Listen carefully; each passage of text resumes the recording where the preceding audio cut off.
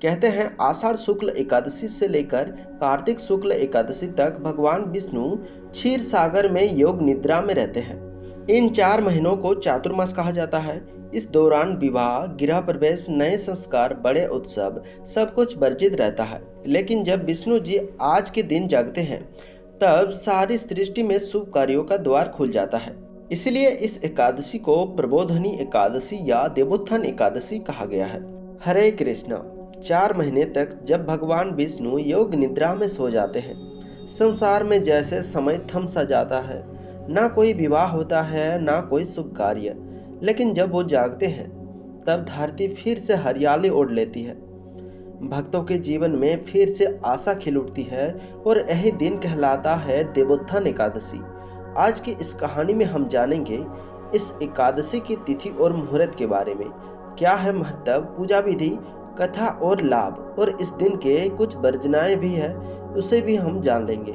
इस एकादशी के संपूर्ण जानकारी के लिए वीडियो को अंत तक जरूर देखिएगा, क्योंकि यह दिन सिर्फ देवों का नहीं बल्कि आपके भीतर की शक्ति का भी जागरण है। बता दें, साल 2025 में देवोत्थान एकादशी की तिथि प्रारंभ होगी 1 नवंबर 2025 की सुबह 9:11 पर और देवोत्थान एकादशी की तिथि समाप्ति होगी 2 नवंबर 2025 की सुबह 7:31 पर और व्रत का पारण खुलने का शुभ समय होगा अगले दिन यानी कि 2 नवंबर की दोपहर 1:11 से लेकर 3:23 के बीच। इस दिन भगवान विष्णु की पूजा के साथ साथ तुलसी विवाह का आयोजन भी किया जाता है, यानी कि चातुर्मास का समापन और शुभ कार्यों की पूर्ण शुरुआत इसी दिन से शुरू होती है। देवोत्थान एकादशी का अर्थ और महत्व। देव यानी भगवान विष्णु और उत्थान यानी जागरण। कहते हैं आषाढ़ शुक्ल एकादशी से लेकर कार्तिक शुक्ल एकादशी तक भगवान विष्णु क्षीर सागर में योग निद्रा में रहते हैं। इन 4 महीनों को चातुर्मास कहा जाता है। इस दौरान विवाह, गृह प्रवेश, नए संस्कार, बड़े उत्सव सब कुछ वर्जित रहता है। लेकिन जब विष्णु जी आज के दिन जागते हैं तब सारी सृष्टि में शुभ कार्यों का द्वार खुल जाता है। इसलिए इस एकादशी को प्रबोधनी एकादशी या देवोत्थान एकादशी कहा गया है। देवोत्थान एकादशी की कथा के अनुसार एक बार माता लक्ष्मी ने भगवान विष्णु से कहा, प्रभु आप जब 4 महीने तक योग निद्रा में चले जाते हैं तो सृष्टि में अराजकता फैल जाती है। देवता, ऋषि और मनुष्य सभी दिशाहीन हो जाते हैं। तब भगवान बोले, माता संसार की व्यवस्था के लिए यह विश्राम आवश्यक है, क्योंकि जब तक विश्राम नहीं तब तक सृष्टि में नवनीकरण भी नहीं होगा। और यही कारण है कि विष्णु जी आषाढ़ शुक्ल एकादशी को सो जाते हैं और कार्तिक शुक्ल एकादशी को जागते हैं।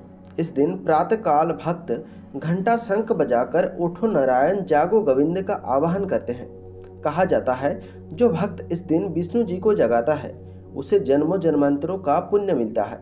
इस दिन प्रातःकाल स्नान करके स्वच्छ वस्त्र धारण करें, घर के उत्तर पूर्व दिशा में पूजा स्थल तैयार करें, भगवान विष्णु और माता लक्ष्मी और तुलसी का चित्र या मूर्ति स्थापित करें। विष्णु जी को पंचमृत स्नान कराएं, दूध, दही, घी, शहद और गंगा जल से दीपक जलाएं, तुलसी पत्र अर्पित करें और शंख बजाकर मंत्र जप करें।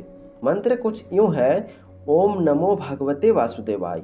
रात्रि में जागरण करें, भजन कीर्तन करें और अगले दिन द्वादशी तिथि में पारण करें। दान पुण्य के साथ व्रत खोलना शुभ माना जाता है और इस दिन तुलसी विवाह का विशेष महत्व भी माना जाता है। देवोत्थान एकादशी के दिन ही तुलसी विवाह किया जाता है। इस दिन तुलसी माता और शालिग्राम यानी कि भगवान विष्णु का विवाह कर धरती पर शुभ कार्यों की शुरुआत होती है। इस विवाह को करने से घर में सुख समृद्धि और वैवाहिक जीवन में स्थिरता आती है। भगवान विष्णु के जागरण से शुभ कार्यों की शुरुआत होती है। व्रत करने से पापों का नाश होता है, जीवन में नई ऊर्जा, स्थिरता और सफलता का संचार होता है। जो भक्त तुलसी विवाह करता है उसे वही पुण्य मिलता है जो कन्यादान से मिलता है। इस दिन को जीवन में ठहरे हुए कार्यों को गति देने वाला दिन माना गया है। इस दिन कुछ चीजों को वर्जित भी माना गया है। इस दिन अनाज, दाल और मांसाहार का सेवन ना करें, असत्य, क्रोध और आलस्य से दूर रहे। व्रतधारी को द्वादशी तिथि समाप्त होने के बाद पारण नहीं करना चाहिए। तुलसी को तोड़ना वर्जित माना जाता है। इस दिन तुलसी पत्ता ना तोड़े। तो दोस्तों, जब भगवान विष्णु योग निद्रा से जागते हैं तो केवल देव नहीं, हमारा भाग्य भी जगता है। इसलिए इस एकादशी पर एक दीप जलाइए, उठो नारायण का नाम लीजिए और अपने जीवन की हर अंधेरी रात को भक्ति की सुबह में बदल दीजिए। जय श्री हरि।